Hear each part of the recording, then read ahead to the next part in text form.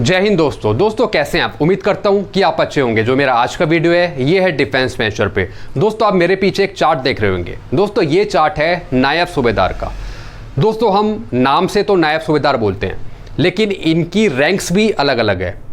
इनको अलग अलग नाम से बोला जाता है और इनकी पेंशन भी अलग अलग है।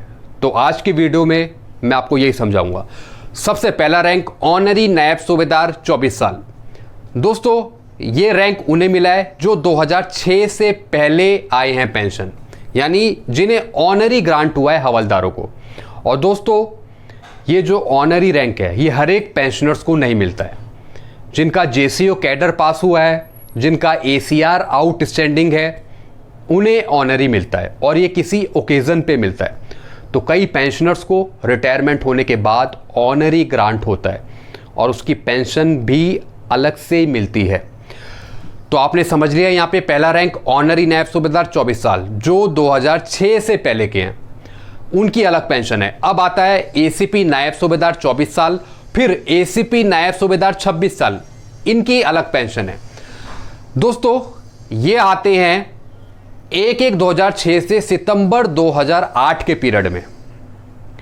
जैसा कि आप जानते हैं कि कोई भी अगर सिपाही है या फिर नायक है हवलदार, अगर इनकी क्वालिफाइंग सर्विस 24 से ऊपर चली जाती है, 24 लग जाती है, तो इनको फिर नायब सूबेदार की पेंशन मिल जाती है। तो दोस्तों जो सिपाही है, नायक है, हवलदार है, इन तीनों कैटेगरी को लेकर हम बोलते हैं एसीपी नायब सूबेदार।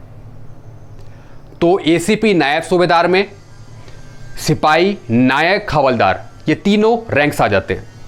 उसका हमने एक नाम दे दिया एसीपी नायब सूबेदार 24 साल, फिर एसीपी नायब सूबेदार 26 साल, यानी 24 साल से ऊपर की सर्विस उन्हें मिलती है डायरेक्ट पेंशन नायब सूबेदार की। अब दोस्तों बात करता हूं मैं हवलदार एमएससीपी 1 24 साल, फिर हवलदार एमएससीपी 1 26 साल। इनकी अलग कैटेगरी है। इनका भी वही सेम है, जिनकी 24 से ऊपर की सर्विस चली गई है, क्वालिफाइंग सर्विस, उनको भी फिर नायब सूबेदार की पेंशन मिलती है।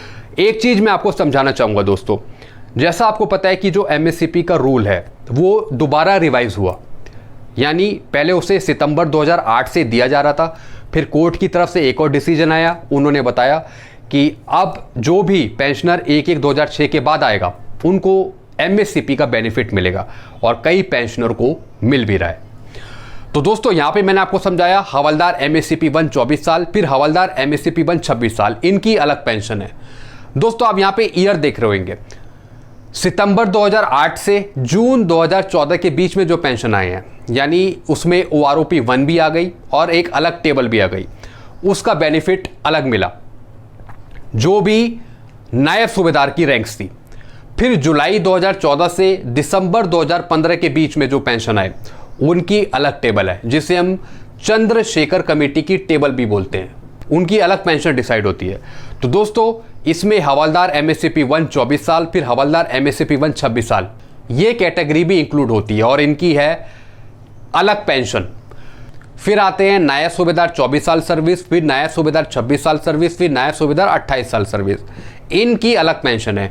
ये आ गए 7 CPC में जनवरी 2016 के बाद। दोस्तों आपने देखा होगा ये जेसीओज रैंक में हैं, लेकिन 7 CPC में इनकी पेंशन अलग है। फिर जुलाई 14 से दिसंबर 2015 के बीच में आए, उनकी पेंशन अलग है। ये भी नायब सूबेदार रैंक्स में ही आते हैं। तो दोस्तों आपने यहां पे देखा 1 2 3 4 5 6 7 8 रैंक है, नाम है नायब सूबेदार, लेकिन इनको डिवाइड कर दिया अलग अलग नेम से। तो दोस्तों ये डिफरेंस है कि नायब सूबेदार तो सिर्फ एक ही रैंक माना जाता है डिफेंस में, लेकिन यहां पे वो रैंक भी शामिल है जिन्हें ऑनरी ग्रांट हुआ है, जिन्हें एमएससीपी, एसीपी मिला हुआ है, उसमें ये रैंक्स भी आ गए।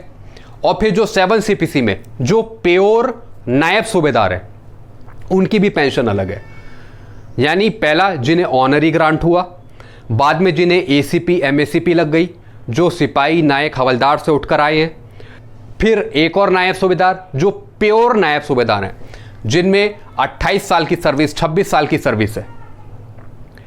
तो दोस्तों ये मैंने आपको समझाया कि ये टोटल 8 रैंक है और अलग अलग ईयर्स में इन सब की पेंशन अलग अलग है। तो दोस्तों ये पेंशन में डिफरेंस का काम भी करता है। एक नायब सूबेदार की अलग पेंशन है, दूसरा जो एसीपी नायब सूबेदार है उसकी अलग पेंशन है, फिर एमएसीपी जो नायब सूबेदार है उसकी अलग पेंशन है, फिर जो दूसरे पीरियड में आया उसकी अलग पेंशन है।